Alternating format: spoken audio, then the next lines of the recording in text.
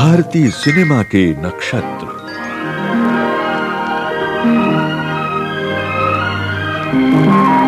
भारतीय सिनेमा के 100 बरस की यात्रा को समर्पित विविध भारती की पेशकश।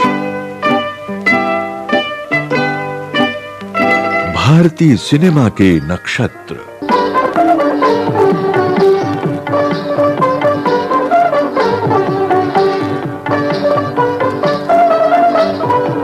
भारतीय सिनेमा के नक्षत्र इस श्रृंखला में आज प्रस्तुत है सुप्रसिद्ध फिल्मकार के आसिफ पर केंद्रित कार्यक्रम।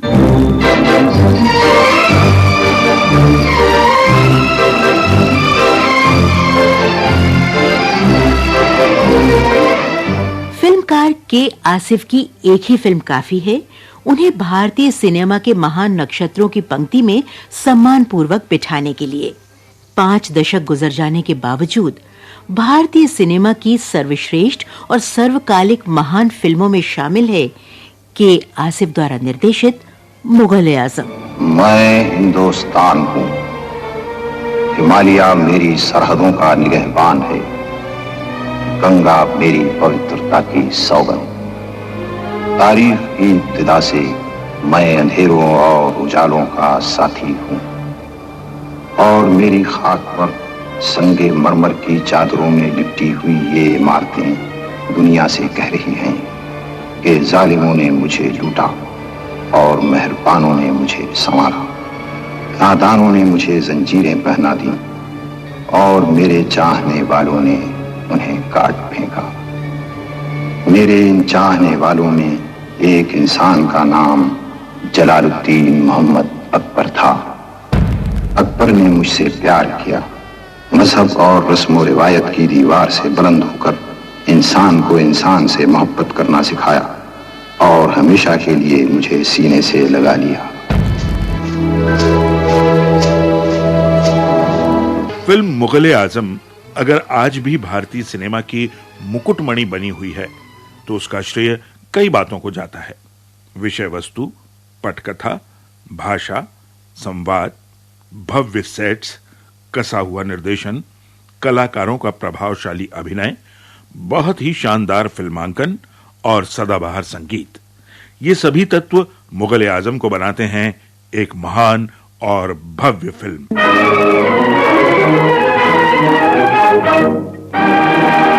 जिंदाबाद जिंदाबाद ऐ मोहब्बत जिंदाबाद, दौलत की जंजीरों से तू रहती है आजाद।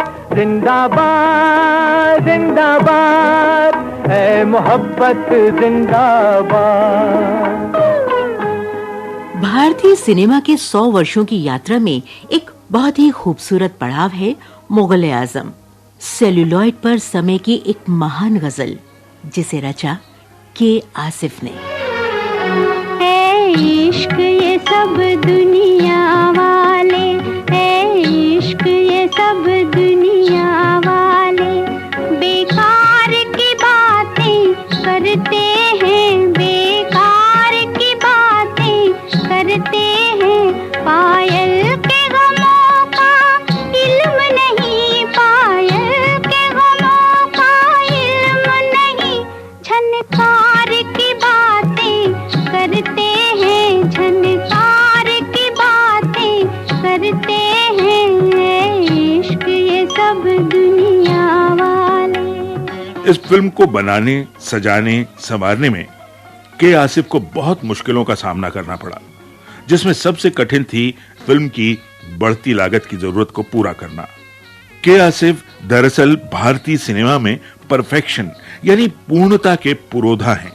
सिर्फ एक फिल्म मुगल-ए-आजम को बनाने में उन्होंने अपनी जिंदगी के 14 साल लगा दिए। मैं एक ऐसा बुत बनाऊंगा जिसके कदमों में सिपाही अपनी तलवार, शहंशाह अपना ताज और इंसान अपना दिल निकाल कर रख दे।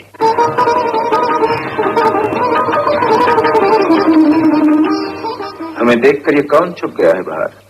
छुपा नहीं, छुपाया गया है साहिब आलम। क्यों?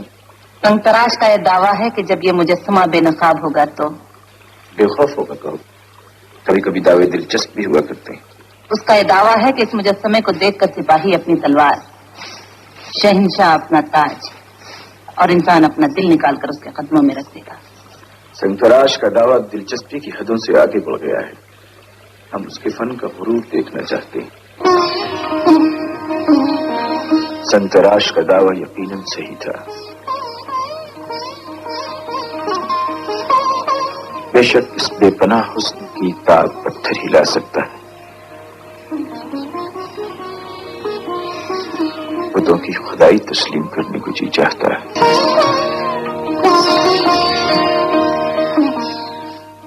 भारतीय सिनेमा के नजरिए से देखें तो के आसिफ एक लेजेंड हैं, एक कथा पुरुष।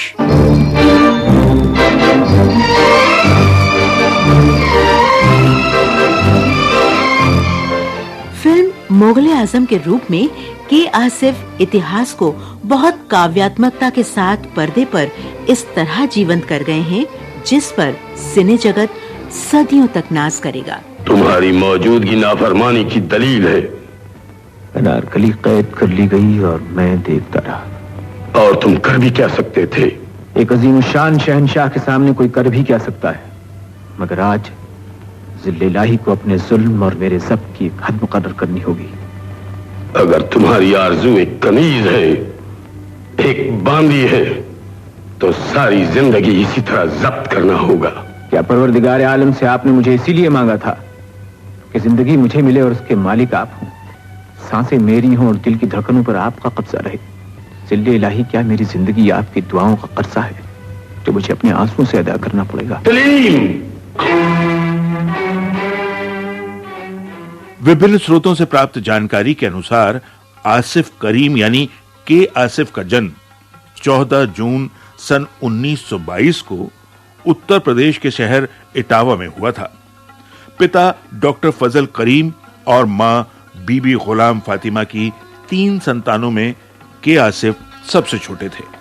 उनके बड़े भाई थे मसूद करीम और बहन का नाम था सिकंदर बेगम, जिनका विवाह नजीर अहमद खान से हुआ था। नजीर अहमद खान विभाजन पूर्व के हिंदुस्तानी सिनेमा के एक मशहूर अदाकार थे। उन्होंने ऐतिहासिक और पौराणिक आख्यानों के अनेक चरित्रों को फिल्मी पर्दे पर अपने अभिनय से सजीव किया था। के आसिफ पर अपने बहनोई की शख्सियत का गहरा असर था। 1942 में वो मुंबई आए और फिल्मी दुनिया में अपनी किस्मत आजमाने की कोशिश करने लगे। सन 1944 में फेमस फिल्म्स के बैनर तले के आसिफ ने निर्देशित की अपनी पहली फिल्म फूल। फिल्म फूल के संवाद लिखे थे कमाल अमरोही ने और संगीत तैयार किया था गुलाम हैदर ने। के आसिफ निर्देशित फिल्म फूल में अभिनय किया था पृथ्वीराज कपूर, सितारा देवी, सुरैया, दुर्गा खोटे, वीणा और याकूब ने। फिल्म फूल बहुत सफल रही और अपने समय की सबसे ज्यादा कमाई करने वाली फिल्म बनी। सन 1951 में के आसिफ ने निर्मित की फिल्म हलचल, जिसके मुख्य कलाकार थे नरगिस, सितारा, दिलीप कुमार, जीवन, के.एन. सिंह, बलराज साहनी और याकूब। फिल्म हलचल का निर्देशन किया था एस.के. ओझा ने और इस फिल्म में बतौर संगीत निर्देशक अपना योगदान दिया सज्जाद हुसैन ने। आज मेरे नसीब ने मुझको रुला दिया, बीते दिनों की याद ने फिर मेरा दिल दुखा दिया। आज मेरे नसीब ने मुझको रुला दिया। 1951 में के आसिफ द्वारा निर्मित फिल्म हलचल बेशक बहुत चर्चित न रही हो, मगर 1960 में के आसिफ द्वारा निर्देशित वो फिल्म रिलीज हुई जिसने भारतीय उपमहाद्वीप में हलचल मचा दी। के आसिफ के इस शाहकार का नाम है मुगले आजम। सजदे में निगाह रहे, तमाम होश ख़िरत पेशे बादशाह रहे, जिल्ले इलाही शहंशाह आलम पनाह जलालुद्दीन मोहम्मद अकबर जलवा फरोज होते हैं। सन 1922 में उर्दू शायर इम्तियाज अली ताज ने सलीम और अनारकली की मोहब्बत को आधार बनाकर अपना एक उपन्यास लिखा। ये उपन्यास तथ्यों की बजाय दंतकथा और परिकल्पना पर ज्यादा आधारित था। जल्दी ही इस उपन्यास का नाट्य रूपांतर भी उपलब्ध हो गया। निर्माता शिराज अली हकीम नौजवान निर्देशक के आसिफ के सपने को पूरा करने के लिए आगे आए। मुगल आजम को मुगलिया शान और शौकत, तहजीब और शाही रस्म रिवाज के मुताबिक बनाया जा सके, इसके लिए पटकथा और संवाद लेखन के लिए सेवाएं ली गईं 4 बेहतरीन लेखकों की। ये लेखक थे अमान यानी अभिनेत्री जीनत अमान के पिता अमानुल्लाह खान, कमाल अमरोही, वजाहत मिर्जा और एहसान रिजवी। अनारकली, दस्तूर है कि मरने वाले की आखिरी आरज़ू पूरी की जाती है। अगर कोई आरज़ू हो तो महाबली के हुजूर में अर्ज करो। कनीज की आरज़ू इलाही के इख्तियार में नहीं। हमारे रहम करम का दायरा इतना तंग नहीं जिसमें कनीज की आखिरी आरज़ू भी न समा सके। बयान कर। मरने से पहले कनीज मलिका बनना चाहती अंजाम कार, तेरे लबों पर आज तेरे दिल की आरज़ू आ ही गई। मौत की डरावनी रात में भी तू हिंदुस्तान की मलिका बनने के सुनहरी ख्वाब को नहीं भूल सकी। कनीज की मजबूरी को आरज़ू न समझिए जिल्ले-लाई। सन 1946 में बॉम्बे टॉकीज में फिल्म मुगल आजम की शूटिंग शुरू हुई। अकबर के चरित्र को साकार करने के लिए D.K. सप्रू के नाम पर विचार किया गया और अनारकली की भूमिका दी गई अभिनेत्री नरगिस को। 1947 में देश का विभाजन हो गया। निर्माता शिराज अली हकीम पाकिस्तान चले गए। शिराज अली के चले जाने से फिल्म निर्माण का आर्थिक आधार भी चला गया। बहुत परेशानियां खड़ी हो गईं। के आसिफ अभी संभल ही पाते कि 1949 में शहजादे सलीम का किरदार निभा रहे अभिनेता चंद्रमोहन को दिल का दौरा पड़ा और उनकी आकस्मिक मौत हो गई। शूटिंग एक बार फिर शुरू हुई सन 1950 में, इस बार नए स्थापित कलाकारों के साथ। मधुबाला, दुर्गा खोटे, निगार सुल्ताना, मुराद, अजीत, दिलीप कुमार और पृथ्वीराज कपूर। यह अदालत दीवाने जज्बात में उबलती हुई मोहब्बत की दलीलें सुनना नहीं चाहती। अनारकली चाहती है और अनारकली को मैं देना नहीं चाहता। तो फिर नस्ल तैमूर के जाहो जलाल की कसम, तुम इस अजीम शान तख्त ताज से हमेशा के लिए महरूम कर दिए जाओगे। मुझे ये मंजूर है, लेकिन वो तख्त मंजूर नहीं जिसके पाए अनारकली के जनाजे पर रखे हूं। वो ताज जिसकी कलकी में खुद मेरा ही दिल पैवस्त हो, मुझे मंजूर नहीं। मालूम हुआ कि तुम अपनी मोहब्बत की आग में मोहरों का ताज पिघलाकर एक रकासा के पैरों की पाजेब बनाना चाहते हो। तुम हिंदुस्तान के मुकद्दस तख्त पर एक हसीन लौंडी को नचाना चाहते हो और आप इस भरे दरबार में अपनी होने वाली बहू को जलील करना चाहते हैं। अगर आज शहंशाह इंसाफ के पर्दे में अपनी शिकस्त का इंतकाम ही लेना चाहता है तो उसे अनारकली नहीं मिलेगी, उसे अपने बेटे की जान लेनी होगी।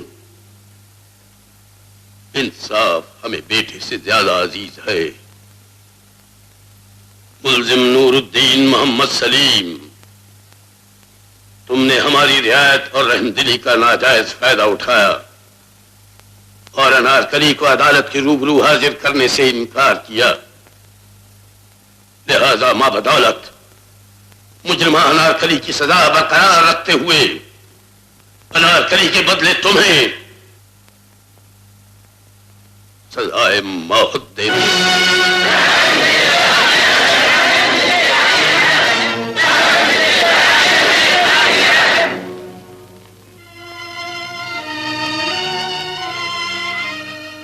फिल्म मुगल आजम की शूटिंग से जुड़ा एक वाकया अभिनेता अजीत के शब्दों में, जिन्होंने इस फिल्म में भूमिका निभाई थी दुर्जन सिंह की। सब 4 बजे से मेकअप वेकअप करने के बाद सुबह के 4 बजे जाकर कहीं शॉट खत्म हुआ। उसके बाद आसिफ साहब ने माथुर साहब भी उनके कैमरामैन थे, उनसे कहा कि माथुर साहब अब दूसरा शॉट इधर लगाइए। लीजिए साहब, यानी हम लोगों के वैसे ही पसीने छूटे हुए थे। उसके बाद मालूम हुआ कि अब दूसरा शॉट लगेगा सुबह 4 बजे, तो वो पता नहीं जाके शाम को 4 बजे खत्म होगा या कब। हम दोनों आहिस्ता से बाहर निकले और यूसुफ साहब ने मुझसे कहा कि गाड़ी कहाँ खड़ी है आपकी? मैंने कहा भाई वो आज साहब के ऑफिस के सामने ही खड़ी है। कहने लगे जरा ड्राइवर से कहना कि मोहन स्टूडियो के गेट के सामने ले आए।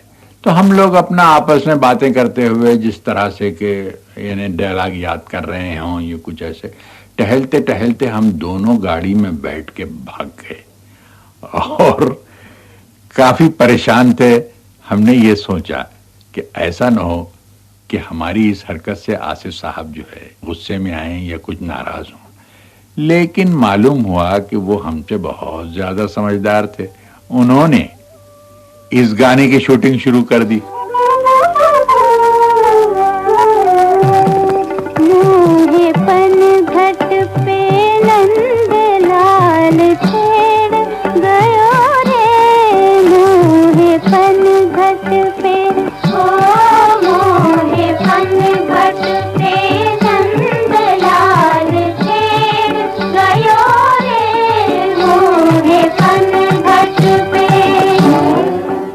मुगल आजम जैसी फिल्म के लिए सेट तैयार करना भी एक चुनौती थी। इस जिम्मेदारी को बखूबी निभाया आर्ट डायरेक्टर M.K. सईद ने। फिल्म मुगल आजम के कुछ सेट्स को तैयार करने में 1.5 महीने से ज्यादा का वक्त लगा। प्यार किया तो डरना क्या, जब प्यार किया तो डरना क्या। इस गीत के फिल्मांकन के लिए लाहौर के किले में मौजूद शीश महल की नकल तैयार की गई थी। इसमें बेल्जियम ग्लास के टुकड़े लगाए गए थे और इन टुकड़ों को लगाने में चूड़ियों के लिए मशहूर शहर फिरोजाबाद के कारीगरों ने बहुत मदद की थी। चूंकि शुरुआत में ही यह तय कर लिया गया था कि मुगल आजम को हिंदुस्तानी के अलावा तमिल और अंग्रेजी में भी रिलीज किया जाएगा, इसलिए हर सीक्वेंस को 3 बार फिल्माया जाता और कई मौकों पर एक सीक्वेंस को 14 कैमरों से फिल्माया जाता। कई बार एक सिंगल शॉट की लाइटिंग में 8 घंटे लग जाते। शीश महल के लिए 500 ट्रकों की हेडलाइट्स का उपयोग किया गया था। शीश महल के भीतर गीत के फिल्मांकन ने दुनिया भर के निर्माता, निर्देशकों, छायाकारों और तकनीशियनों को हैरत में डाल दिया था। ये हैरत अंगेज कारनामा कर दिखाया था मुगल आजम के सिनेमेटोग्राफर R.D. माथुर ने। उन्हीं के शब्दों में, जब आर्ट डायरेक्टर सैयद साहब ने कि आसिफ साहब के सपनों का शीश महल सेट तैयार कराना शुरू किया, तो हर एक की यही राय थी कि इसको फोटोग्राफ करना बहुत मुश्किल है, क्योंकि आईने का फोटो खींचना नामुमकिन बात थी। इससे पहले शीशे का सेट कभी किसी मुल्क में तैयार ही नहीं हुआ था। मैं न जाने किस झोंक में आसिफ साहब से कह चुका था कि किसी न किसी तरह इस सेट को फोटोग्राफ कर लिया जाएगा। बस कुछ न पूछिए क्या क्या तरकीबें करनी पड़ी जब कहीं जाकर यह खूबसूरत सेट आपके सामने पहली बार नजर आया। लेकिन बहुत तेज रोशनी की चकाचौंध से शीश महल वाले दृश्य के फिल्मांकन में बहुत मुश्किलें पेश आने लगीं। इस समस्या का हल भी ढूंढ निकाला गया। शीश महल के सेट में लगे दर्पणों पर मोम की एक महीन परत चढ़ाई गई और साथ ही बड़ी सफाई से कपड़े की पट्टियों को यूं लगाया गया ताकि वो कैमरे के फ्रेम में ना दिखाई दें और काम भी हो जाए। सपना सकेगा इश्क हमारा, चारों तरफ है उनका नजारा।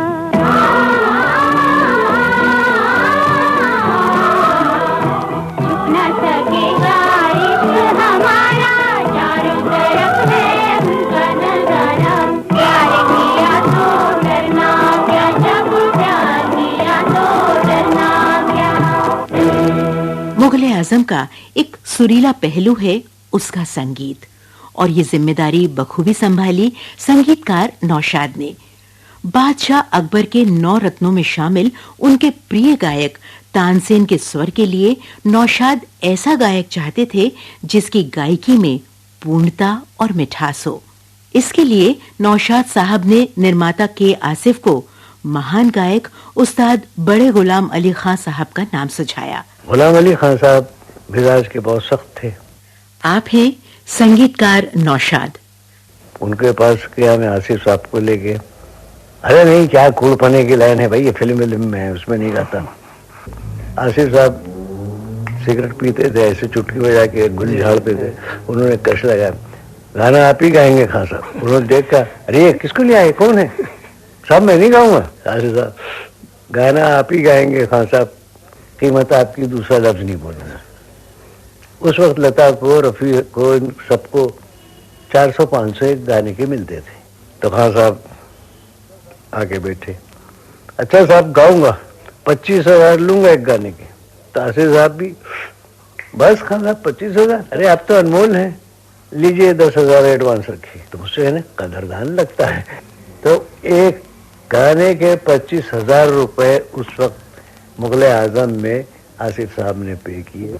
2 गाने, एक में और जिक्र आ गया कि मेरा बेटा आ रहा है, जोधाबाई बोलती है मैदान जंग से, नर्तकी को बोलो ऐसे नृत्य तैयार करे, तानसेन को बोलो ऐसे राग तैयार करे। तो कहने भाई उसका जिक्र आया तानसेन का, तो तानसेन का यहाँ गाना आना चाहिए। मैंने कहा ये सिचुएशन जो आपकी, इसमें ज्यादा से ज्यादा 1 मिनट आएगा, इससे भी कम ही आएगा गाना, मगर 25,000 फिर देना पड़ेंगे उनको।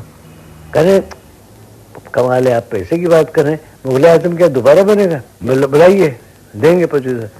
अब सुबुद्दीन आए और राजदुल आरा रागेश्वरी में रिकॉर्ड किया।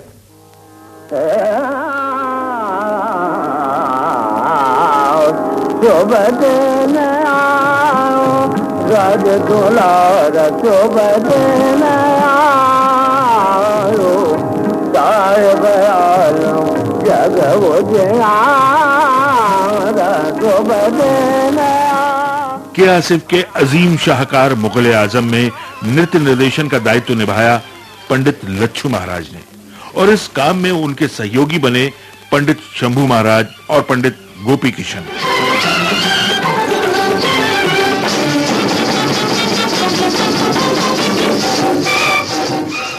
शूटिंग की समाप्ति के बाद हाथ आए नेगेटिव की लंबाई थी 10 लाख फुट। समय सीमा की विवशता के कारण संपादन के दौरान कई गाने काट दिए गए। फिल्म मुगल आजम के लिए यूं तो 20 गाने तैयार किए गए थे, लेकिन रखे गए कुल 12 गीत। ये दिल की लगी कम क्या होगी, ये इश्क भला कम क्या होगा, जब रात है ऐसी मतवाली, जब रात है ऐसी मतवाली, फिर सुबह कालम क्या होगा, फिर सुबह कालम क्या होगा। हर चरित्र की जरूरत के मुताबिक कॉस्ट्यूम डिजाइन करने के लिए अनुबंधित किया गया माखनलाल एंड कंपनी को। दिल्ली से बुलाए गए जरदोजी के काम में माहिर लोग जूते चप्पल आगरा में तैयार करवाए गए और जेवर तैयार करवाए गए हैदराबाद में। कलाकारों द्वारा धारण की जाने वाली पगड़ियां कोल्हापुर में बनवाई गईं और फिल्म में इस्तेमाल किए जाने वाले हथियार राजस्थान के कारीगरों ने तैयार किए। युद्ध के दृश्यों को विश्वसनीयता दी जा सके, इसके लिए के आसिफ ने मुगल आजम में 2000 ऊंटों, 400 घोड़ों और सैनिकों के रूप में 8000 कलाकारों का प्रयोग किया। फिल्म मुगल आजम का प्रीमियर रखा गया था मराठा मंदिर में। इस प्रीमियर में शामिल हुए फिल्म इंडस्ट्री के नामी सितारे। मुगल आजम 5 अगस्त सन 1960 को रिलीज हुई। शोले की रिलीज से पहले बॉक्स ऑफिस पर कमाई का रिकॉर्ड मुगल आजम के नाम ही था। इस फिल्म को राष्ट्रीय पुरस्कार के साथ साथ मिले 3 फिल्म फेयर अवार्ड।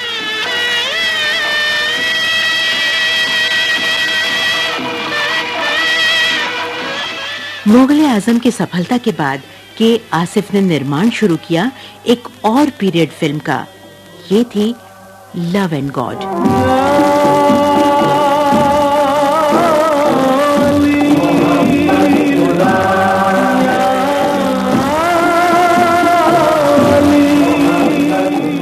सबसे पहले फिल्म लव एंड गॉड में नायक की भूमिका दी गई गुरुदत्त को और नायिका बनाई गई निम्मी। दुर्भाग्य से 1964 में गुरुदत्त की आकस्मिक मौत से यह फिल्म बीच में रुक गई।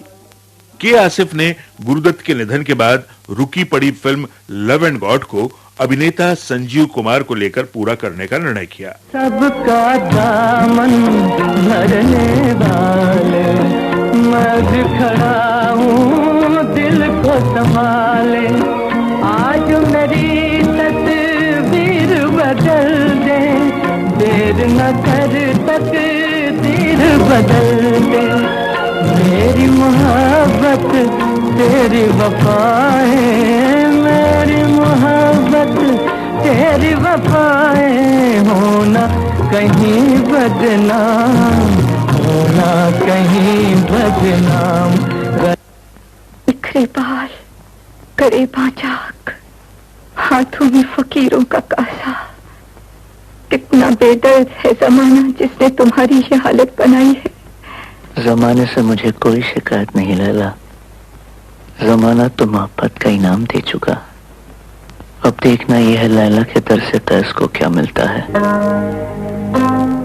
सन 1971 महज 48 बरस की उम्र में भारतीय सिनेमा को अपना अजीम शाहकार देकर के आसिफ भी इस दुनिया फानी से रुखसत हो गए। अल्लाह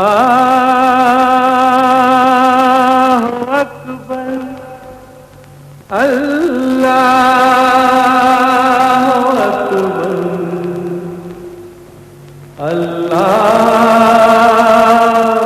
अकबर। 80 के दशक में के आसिफ की जीवन संगिनी अख्तर आसिफ ने अधूरी पड़ी फिल्म लव एंड गॉड को पूरा कर रिलीज करने के बारे में सोचा और फिल्म का काम शुरू हुआ, लेकिन शूटिंग पूरी होते होते 6 नवंबर 1985 को अचानक अभिनेता संजीव कुमार चल बसे।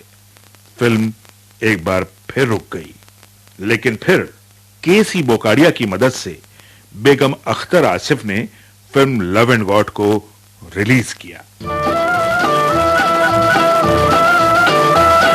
के आसिफ हमारे बीच नहीं हैं, लेकिन अपने अजीम शाहकार के साथ हमेशा बने रहेंगे हमारे दिलों में। रहेगा जहां में तेरा नाम, बनेंगे तेरे बिगड़े काम, हमें कुछ राहे खुदा दे दे, हमें कुछ राहे खुदा दे दे, राहे खुदा दे दे। रहेगा जहां में तेरा नाम, बनेंगे तेरे बिगड़े काम, हमें कुछ राहे खुदा दे दे।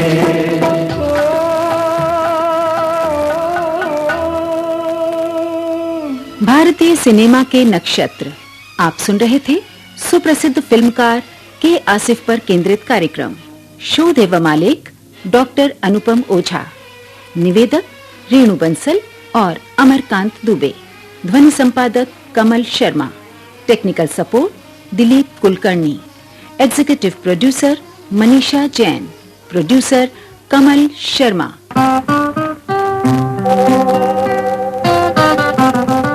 भारतीय सिनेमा के नक्षत्र।